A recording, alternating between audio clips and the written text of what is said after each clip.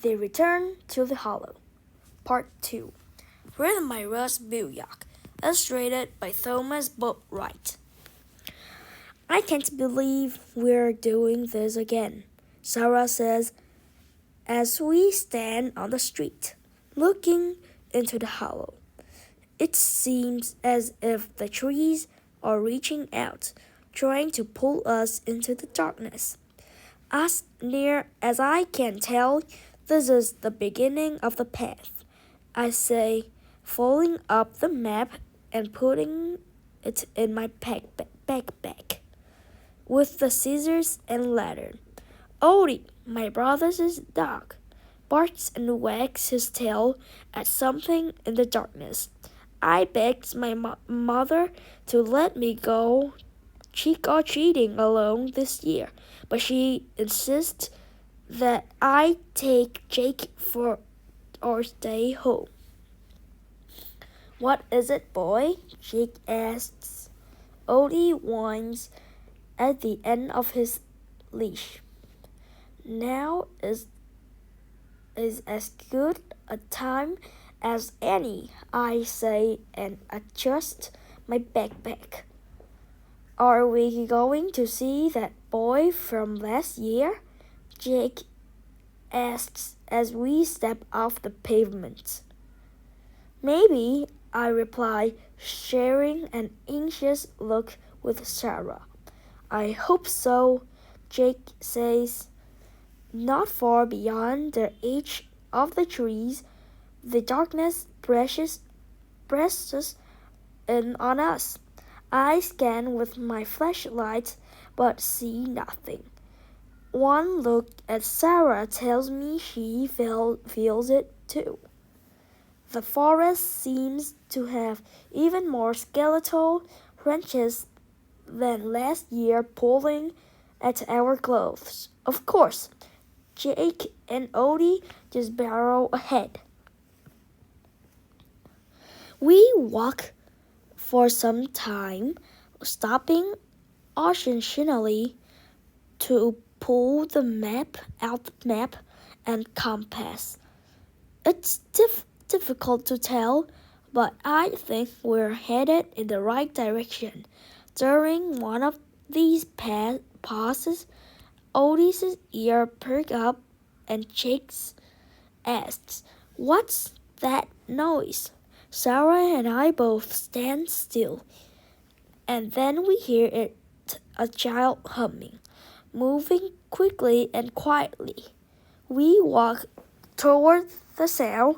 We come to the edge of the clearing, and it only takes a moment for me to recognize it. The same thorn bush still grows in the center, a little larger now. Just like last year, the boy steps out from behind it, smiling as if he sees old friends. He's wearing the same clothes as last year and looks just a pale. Odie barks and runs to the boy. Jake not far behind. Soon they're chasing each other and laughing. "There you are," the boy says, looking at Sarah and me. "I've been waiting for you." The boy tilts his head and starts to walk away. He stops at the edge of the trees and calls back, "Are you coming?" Jake and Odie start following him. We bounce after the boys, once again crashing through the forest, holding our flashlight in front of us. This time, however, we're heading deeper into the hollow, not toward the safety of street lights. The boys move so fast we can hardly keep up. "Where are we going?" I call, wishing I could stop and look at my map.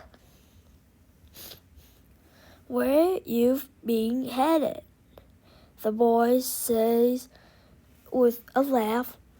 As his laugh ends, it's picked up by someone else and then someone else until we're surrounded by children's laughter. Keep moving forward, the boy calls.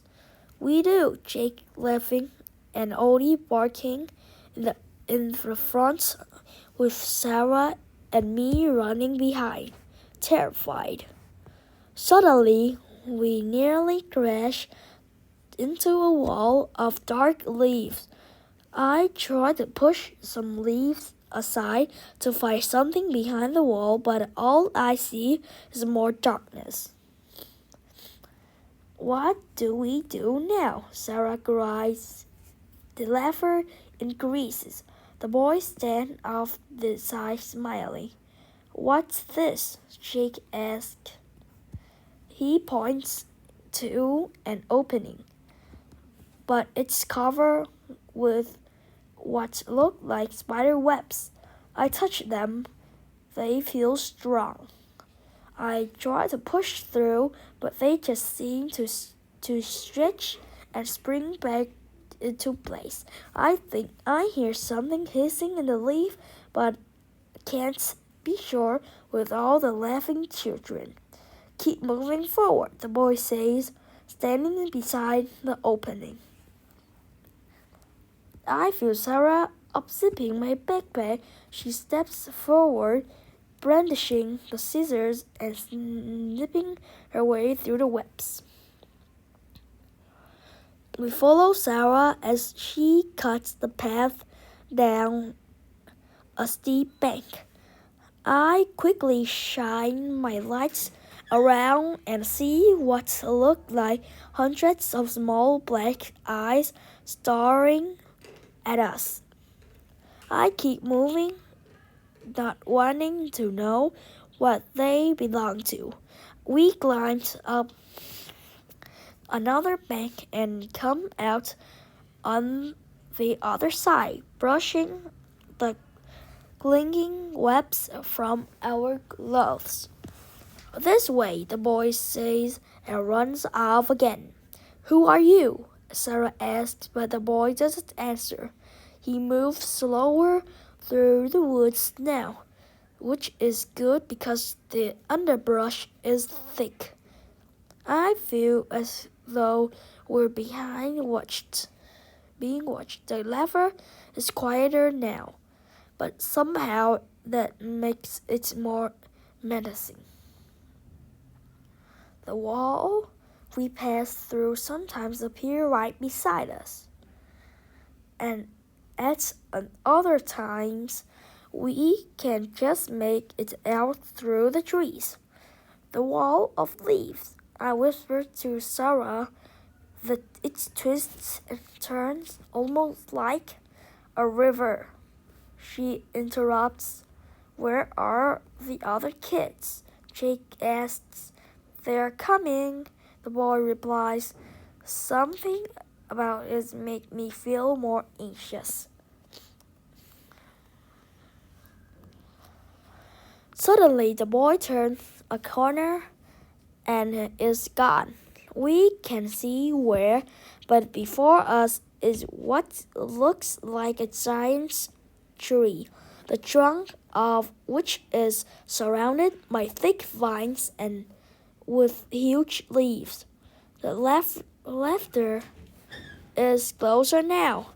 Jake and Odie are looking around as if they hear it for the first time.